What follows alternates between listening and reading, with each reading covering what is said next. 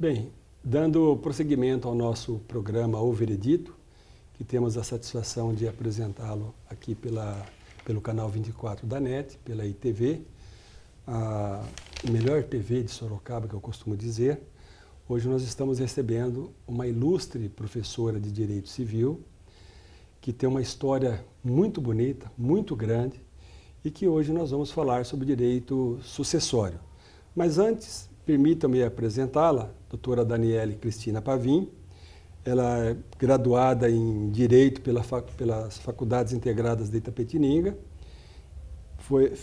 Posteriormente, realizou o curso de especialização em Direito Constitucional pelo Instituto Brasileiro de Direito Constitucional. Mestre em Direito Civil pela Universidade Metodista de Piracicaba. E doutora em Direito Civil com ênfase em Direito do Consumidor pela Universidade Metropolitana de Santos. Pois bem, além de toda essa titulação, a doutora Daniele Pavim, como é assim conhecida, por seus alunos, por seus clientes, pela sociedade, porque ela é um produto elitizado culturalmente, eu diria assim, da nossa sociedade, embora ela tenha vindo de Itapetininga para cá. Doutora Daniele advoga desde 1997, né, doutora Daniele? Foi professora nesse período na Escola Superior de Direito Constitucional, da Escola Superior de Advocacia da Ordem dos Advogados do Brasil, professora de Direito Civil e foi coordenadora da mesma instituição, professora de Direito Civil da Universidade Paulista, a Unip, professora de Direito Civil na Universidade de Sorocaba, aqui na Uniso, professora de Direito Civil na Escola Superior de Administração, Marketing e Comunicação, a famosa ESANC, a entidade da qual ela é coordenadora. Então, dentro desse pequeno histórico que a nossa querida amiga e professora, advogada, aqui nos apresenta, se eu fosse falar sobre todas as atividades, todo o currículo dela, eu ficaria aqui praticamente o programa todo. Então, vou me restringir apenas nesse pequeno relato, nesse pequeno relatório acerca da vida da doutora Daniele. Doutora Daniele, tudo bem com a senhora? Tudo ótimo, muito bem, obrigada pelo convite. É uma satisfação estar aqui presente com esse convite tão significativo para mim, que iniciei minha carreira em Sorocaba, quando o senhor era presidente da Ordem, e me abriu as portas do magistério com a Escola Superior de Advocacia, onde tudo começou. Eu agradeço muito, que o magistério realmente é algo que é muito gratificante e uma paixão realmente. Agradeço a oportunidade de estarmos conversando sobre o direito novamente. Pois não, doutora Daniele, é um agradecimento, quem faz somos nós, né? Porque afinal de contas, sua presença é extremamente importante pelo tempo que a senhora tem dedicado ao magistério, à advocacia e outras atividades, enfim, inclusive do lar também, né? Que a gente conhece muito bem. E entrando dentro do tema propriamente dito, que nós vamos falar hoje sobre o direito sucessório, né? Eu perguntaria para a senhora, o que a senhora diria a respeito de direito sucessório na sucessão legítima? Muito bem. Importante mencionar que o direito sucessório ele é uma parte do direito civil, propriamente, posteriormente ao direito de família. Então, o direito sucessório ele acontece quando há um óbito, falecimento de alguém e aquele patrimônio que antes era de quem era vivo passa a se chamar acervo hereditário, herança ou espólio e vai ser transmitido aos seus herdeiros. A sucessão legítima ela acontece quando não há o testamento. E o testamento, posteriormente nós poderemos abordar a esse respeito, ele tem algumas limitações para ser realizado. Portanto, o direito sucessório, a sucessão legítima, é o que mais ocorre ainda em nosso sistema jurídico. E essa sucessão legítima, a lei vai escolher quem são os herdeiros dessa pessoa. E o direito civil trouxe no Código Civil de 2002 uma alteração nessa sucessão hereditária. Isso isso trouxe também muita confusão com relação a quem são hoje os herdeiros de quem vem a falecer posteriormente a 2002. E nós temos que a pior polêmica, a questão mais intrincada é que o legislador trouxe o cônjuge como herdeiro juntamente ao descendente. Então, antes de 2002, quem falecia, os seus filhos herdavam primeiro.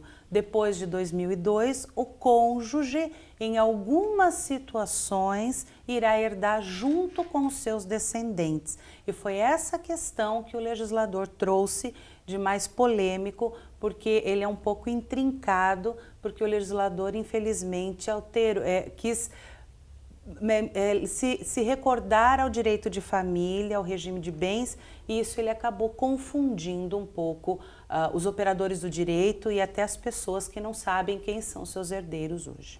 Pois não, doutora Daniele, muito boa, bela explanação, mas a senhora poderia dizer para o nosso público, que é o povo de uma forma geral, né? Nós somos aqui, as pessoas que nos assistem são compostas de advogados, estudantes, e também a grande maioria, a grande massa é a população que nós dirigimos sempre, né? Que é o jurisdicionado, é o cidadão que não fez uma faculdade de direito e que tem também aquela sede, aquela vontade de saber.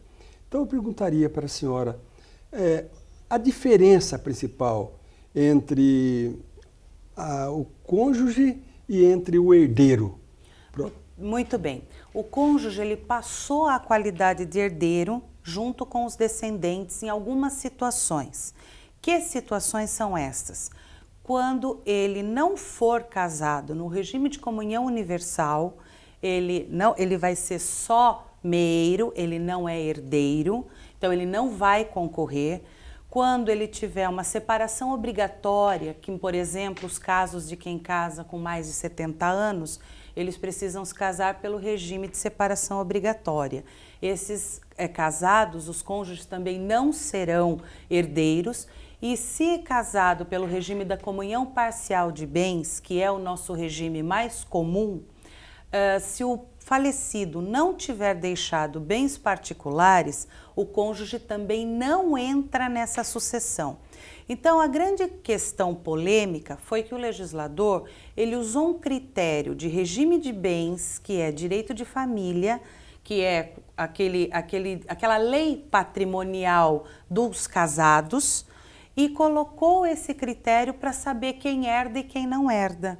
Então, o cônjuge, ele, uma vez casado na separação convencional, por exemplo, aquela que se faz o pacto antenupcial para que os bens não se comuniquem, estes não serão meeiros, mas estes serão herdeiros junto com os descendentes.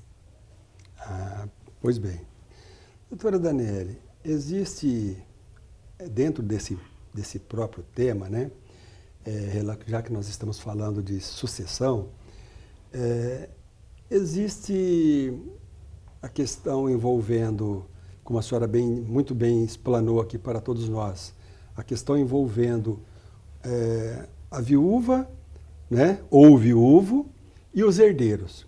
Mas numa hipótese, por exemplo, em face do limite da idade, casamento no regime obrigatório de separação de bens.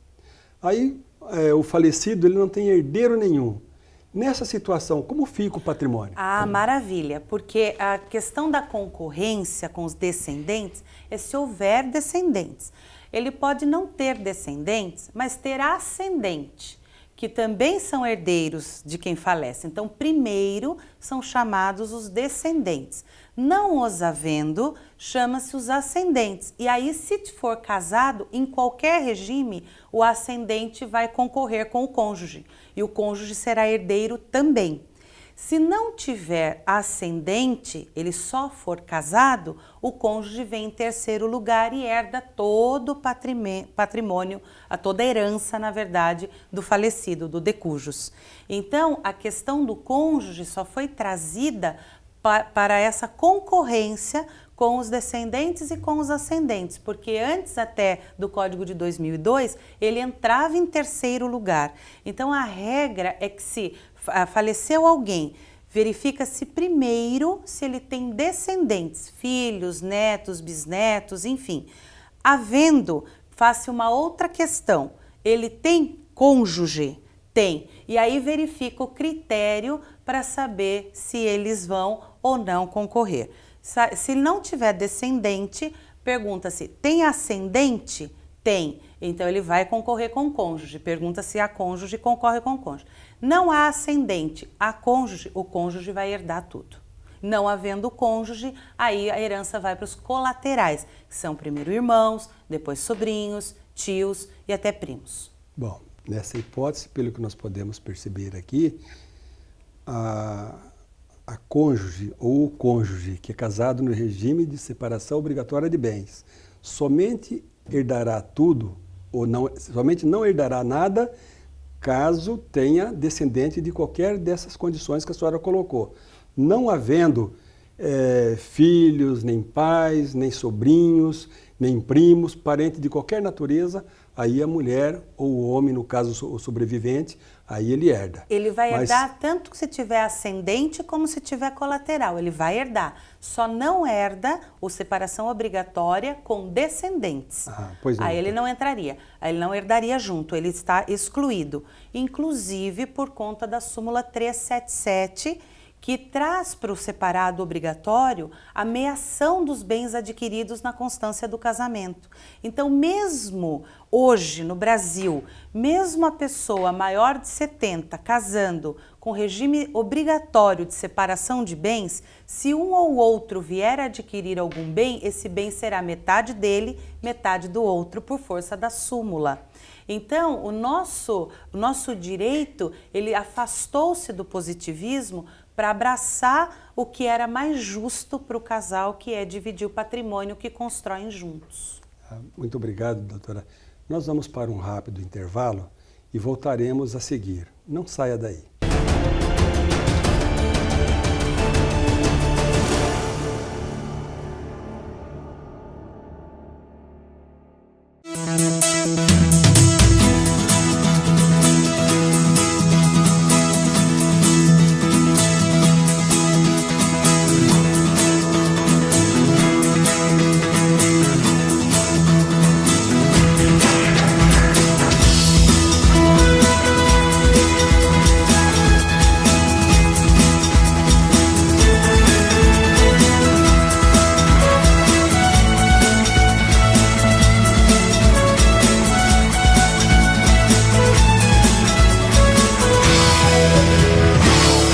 Nós esperamos você diariamente aqui, no canal 24 da NET. Sejam bem-vindos. Sejam todos bem-vindos.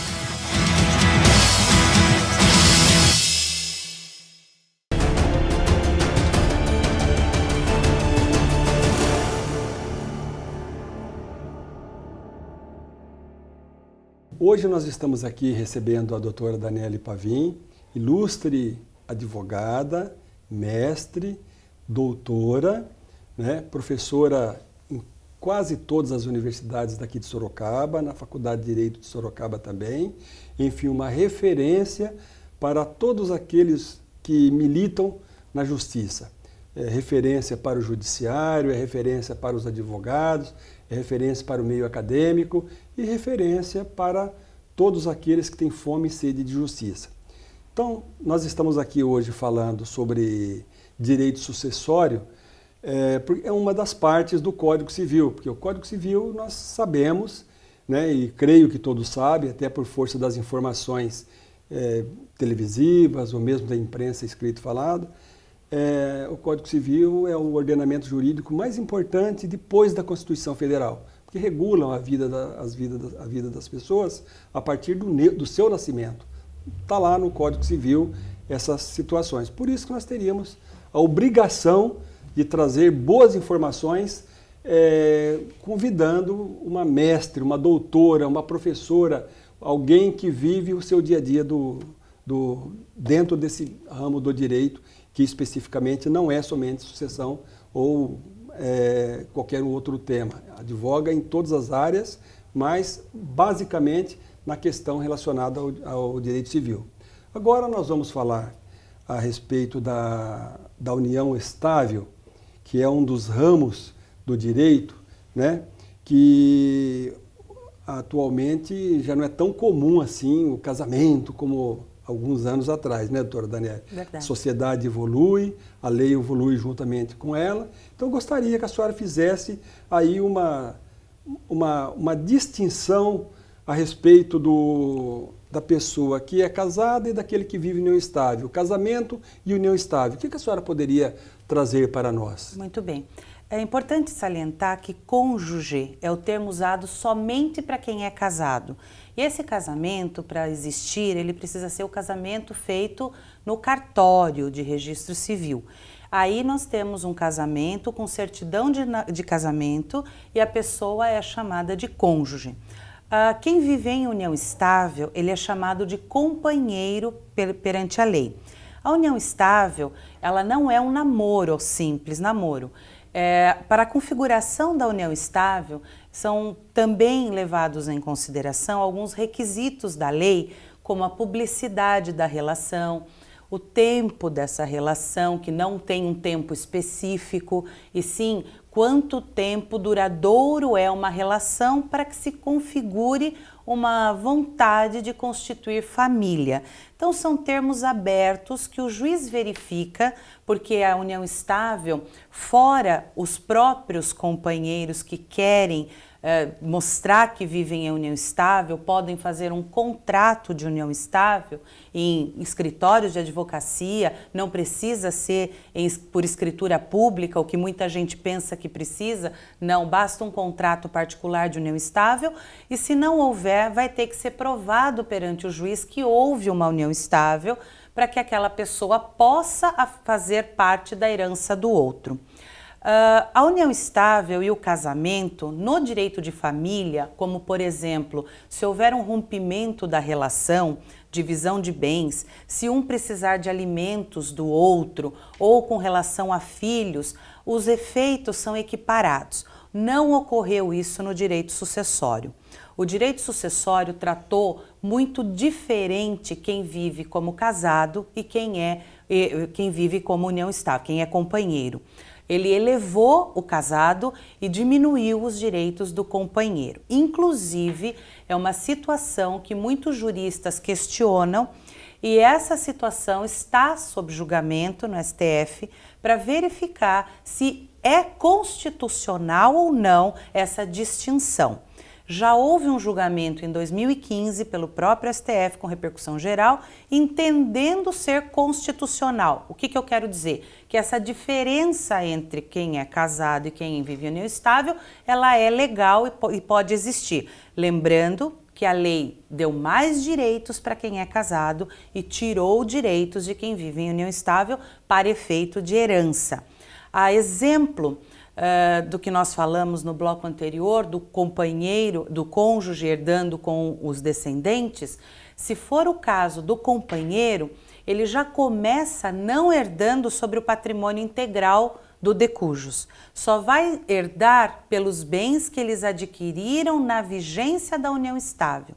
Então, se alguém passou a sua vida inteira adquirindo bens, teve união estável em 2015 e comprou um terreno em 2016, faleceu, o companheiro só vai herdar este terreno, parte desse terreno, para olhar os outros herdeiros também, olhando os outros herdeiros. Todos os bens passados ele não vai ter direito, ou coisa que para o cônjuge isso não acontece. Se forem descendentes só de quem faleceu, ele vai herdar metade da cota de cada descendente, ou seja, o descendente vai herdar muito mais do que o companheiro, não é uma divisão igual. Se ele faleceu e deixou pais e deixou irmãos, por exemplo, eles entram antes do companheiro herdar tudo, coisa que é diferente no casado, né? O cônjuge, ele se não tem descendente, se não tem ascendente, ele já herda tudo. O companheiro não. Se não tem descendente, se não tem ascendente, se não tem primos, aí ele herda tudo. Então ele foi foi diminuído esse direito do companheiro. Lembrando que é algo que está sendo verificado pelo judiciário, porque muitos dizem que não podemos tratar tão diferentes situações semelhantes que é de formar uma família. E é importante salientar que essa questão da união estável, ela também reflete na união homoafetiva.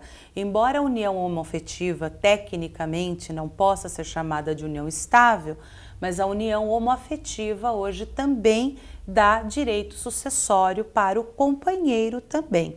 Mas neste mesmo critério da união estável entre homem e mulher. Pois não, doutora Daniele. Bom, nós estamos tratando aqui de um tema extremamente candente e esta realmente seria uma das perguntas que eu iria fazer, porque a questão relacionada à união estável comporta não somente a união entre o homem e a mulher, como estava lá na Constituição Federal, né? Vem o Supremo Tribunal Federal e aquilo que o Congresso não teve coragem de fazer, de elaborar uma lei, e edita uma súmula, né? Que passa a ter esse valor sobre todas essas coisas que a senhora está falando a respeito da equiparação de quem vive em união estável.